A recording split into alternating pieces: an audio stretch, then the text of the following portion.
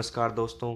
अगर आप हिंदू होकर यह नहीं जानते कि तप बड़ा होता है या सत्संग, तो जान लीजिए, क्योंकि इसका आपके जीवन में बहुत महत्व होता है।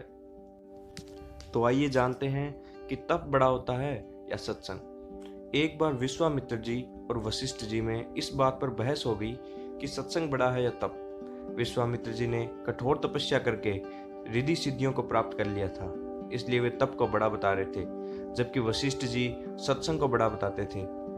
वे इस बात का फैसला करवाने ब्रह्मा जी के पास चले गए। उनकी बात सुनकर ब्रह्मा जी ने कहा, मैं सृष्टि की रचना करने में व्यस्त हूँ, आप विष्णु जी के पास जाइए, विष्णु जी आपका फैसला अवश्य कर देंगे। अब दोनों विष्णु जी के पास चले गए।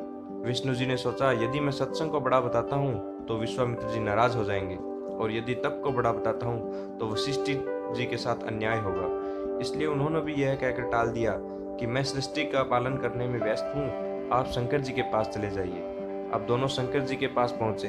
शंकर जी ने उनसे कहा, यह मेरे बस की बात नहीं, इसका फैसला तो शेषनाग जी कर सकते हैं। अब दोनों शेषनाग जी के पास चले गए।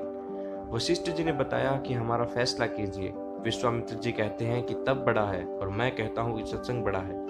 शेषनाग जी ने कहा कि मैं अपने सिर पर पृथ्वी का भार उठाए हूँ, यदि आप में से कोई भी थोड़ी देर के लिए पृथ्वी का भार उठा ले तो मैं आपका फैसला कर दूंगा।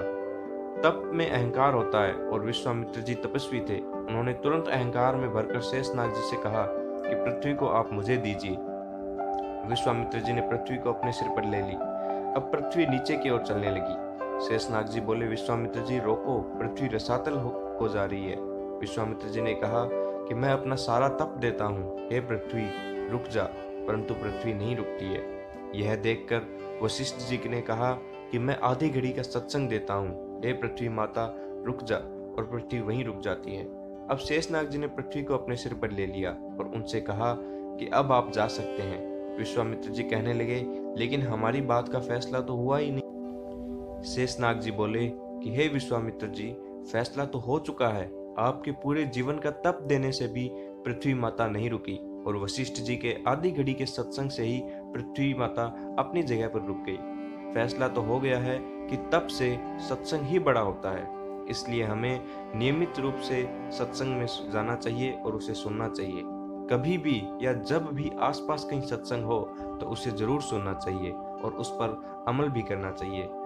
अगर वीडियो ये आपको थोड़ा सा भी पसंद आया है तो प्लीज़ वीडियो को लाइक करें, शेयर करें और चैनल को सब्सक्राइब करें। सुझाव देने के लिए कमेंट जरूर करें। धन्यवाद।